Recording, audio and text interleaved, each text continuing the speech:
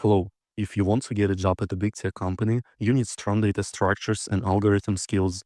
But knowing DSA alone isn't enough. You also need to clearly structure your thoughts and communicate your reasoning to the interviewer. That's why in this video, I'll run a mock interview based on the LeetCode 268 missing number problem.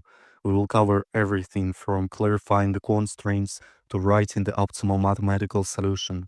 This way, you'll not only understand the problem and its solution, but also learn how to explain it confidently during an interview. Let's get started. Hi there, thanks for joining us today. We'll start right away with the coding task. Are you ready? Hello, yes, I'm ready. Great, here's the problem. Given an array nums containing n distinct numbers in the range from 0 to n, return the only number in the range that is missing from the array. I see, so if the array has a length of n, it implies we're looking at a sequence from 0 to n, and always exactly one number is dropped. Correct. And how large can n be? N is up to 10 to the power of 4. It fits comfortably in memory. Got it. And you mentioned distinct numbers, so I assume no duplicates. Also, is the array sorted? There's no duplicates. The array is not sorted. Okay, let's look at some approaches. I usually like to brainstorm a few options before coding. My first thought here is sorting. If I sort it, I can just walk through and see which index doesn't match the value. But the sorting costs of n log n in Python, and since we're dealing with a simple range, we can probably do better. I agree. Can we do this in linear time? Definitely, if we want linear time of n, we could use a hash set to store the numbers like this. And we can just compare this set to our array.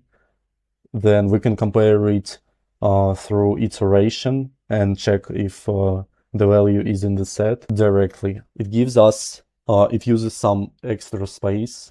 And I think since we know the array contains elements from the range of n, like this, we can just sum all the numbers we have in array and calculate the arithmetic progression from 0 to n by the Gauss formula and subtract our result from the sum of values in array. Like here we have, for example, from 0 to n, let's say n will be 3, so it is 0, 1, 2, and 3. We calculate the arithmetic progression, which is 6, and our array is 4. So then we just subtract 6 minus 4 and we get 2, which is our answer, which we need to return. So this approach gives us the best profits, linear time, and constant space. I think it sounds like a good plan. That sounds perfect. Please go ahead and code the solution. Great, I'll keep the logic simple. Let's create a function first, which returns integer, and we can create a variable of length of the array, and then we can calculate expected sum by Gauss formula again, which will be n multiplied by n plus 1 divided by 2,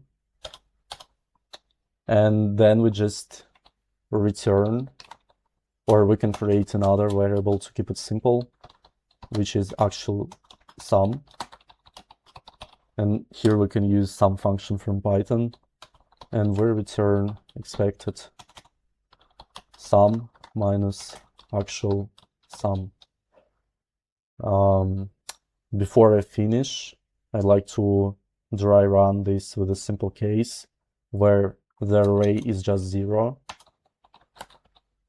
So n here will be 1, and expected sum will be n multiplied by n plus 1, which divided by 2 is 1, and actual sum is 0. So result is 1 minus 0, which is 0. Yeah, the logic holds. Good job. I have a couple of follow-up questions. First, you use the built-in sum function. What is its time complexity? And is there any way to solve this with a lower complexity? Python sum is often because it has to visit every element exactly once. In terms of big O, you can get lower than often because you must look at every number at least once to know which one is missing. So any solution will be at least linear. Fair point. Now what if n is very large? In Python, integers have arbitrary precision, but in Java or C++, n multiplied by n plus 1 might cause an integer overflow. How do you handle that? That's a valid concern. To avoid overflow completely, I think I would switch to the XOR approach. We know that x XOR x equals 0.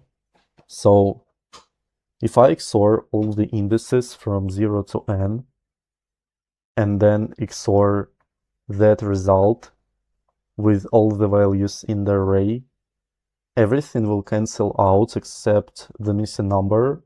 So this keeps the running value small so it never overflows. Excellent answer. We're done here.